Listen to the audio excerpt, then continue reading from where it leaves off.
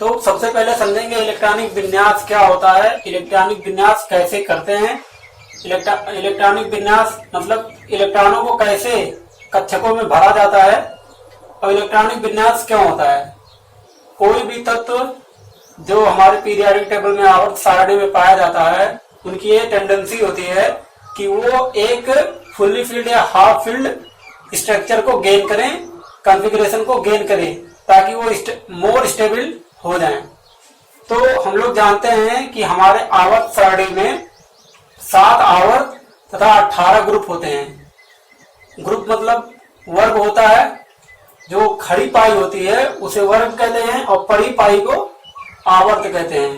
तो जो हमारा पीरियोडिक टेबल होता है उसका जो 18वां समूह है, 18वां ग्रुप है, वो अक्रिय गैसों का समूह है।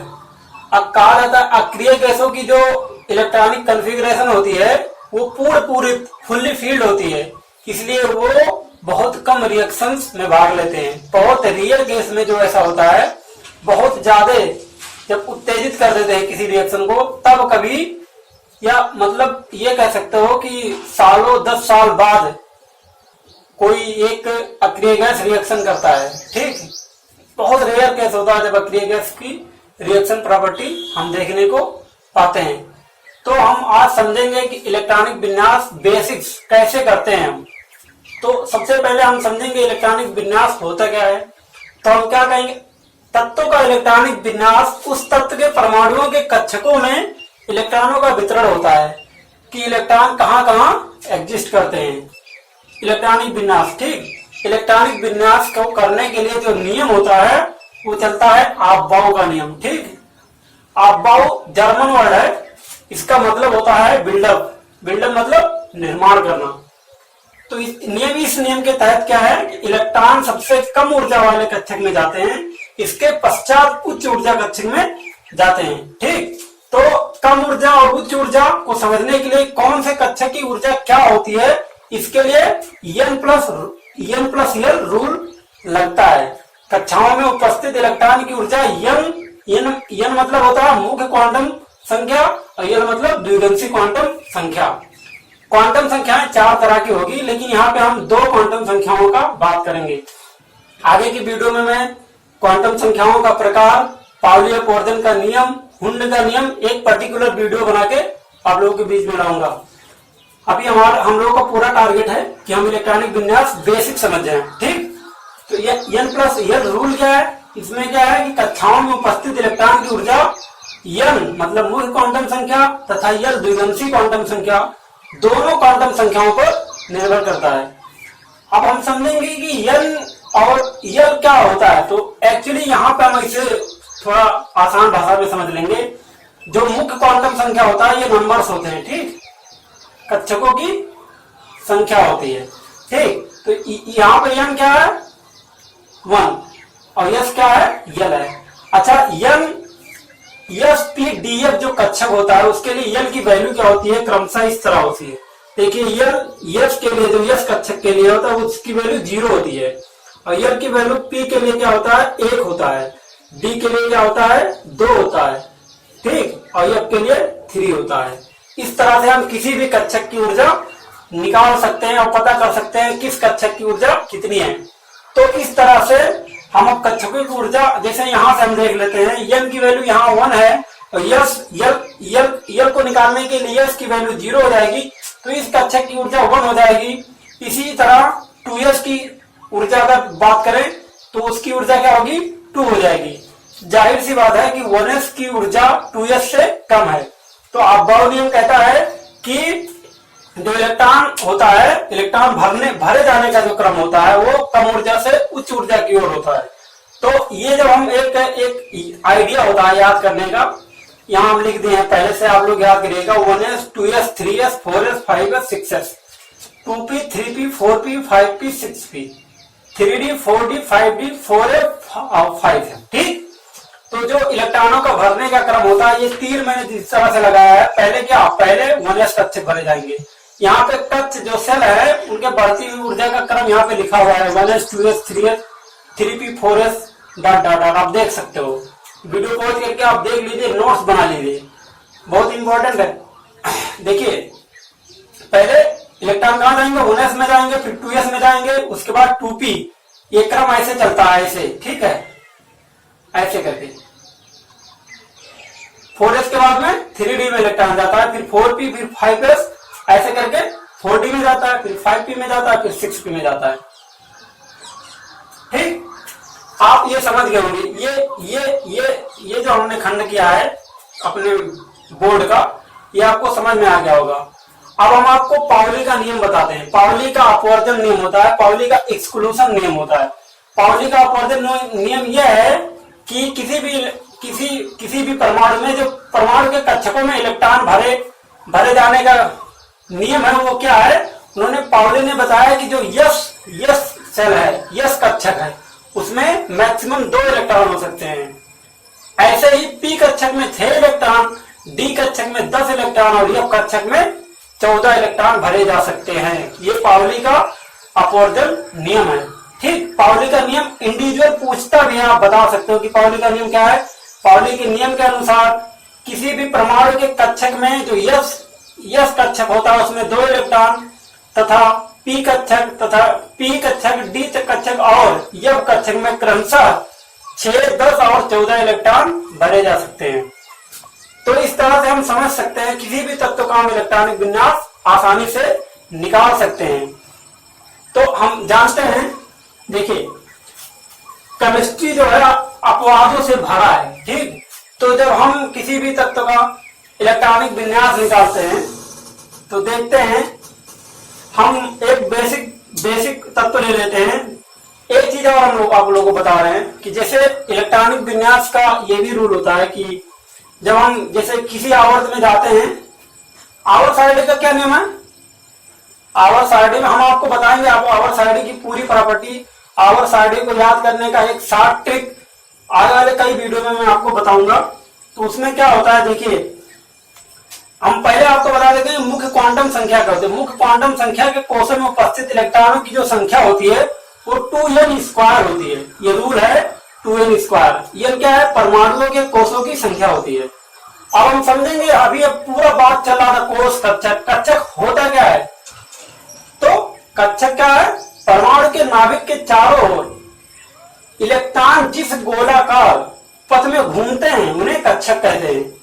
इन्हें क्रमशः के, एल, एम, एन इत्यादि से डिनोट करते हैं।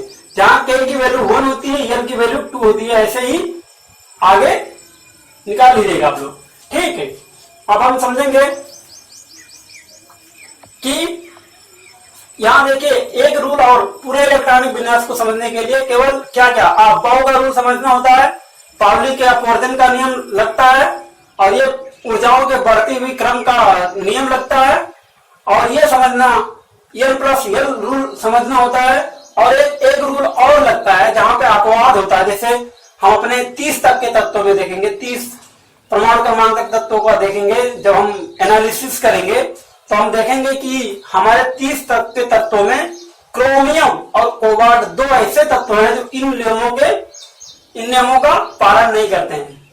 तो वहां पे 2 नियम और लगता है, हम आपको बताते हैं। एक होता है, सबसे पहले आप ये जानिए कि जो पूर्ण पूरित, मैंने कहा ना कि जो 0 वर्ग के तत्व होते हैं आवर्त में, 0 वर्ग के जो तत्व होते हैं उनकी स्टेबिलिटी बहुत हाई होती है। क्यों होती है, क्योंकि उनके इलेक्ट्रॉनिक विन्यास पूर्ण पूरित या फुल्ली फील्ड होते हैं।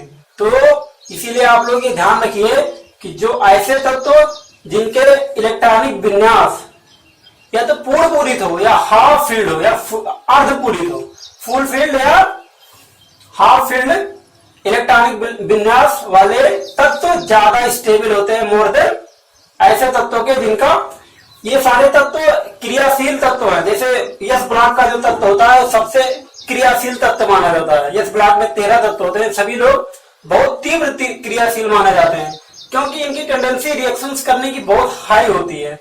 और ये इसलिए आता है क्योंकि ये सभी तत्व चाहते हैं एक स्टेबिलिटी गेन करने की। ठीक है, स्टेबिलिटी गेन करने के लिए सब लोग टेंडेंसी रखते हैं, इसलिए रिएक्शंस करते हैं।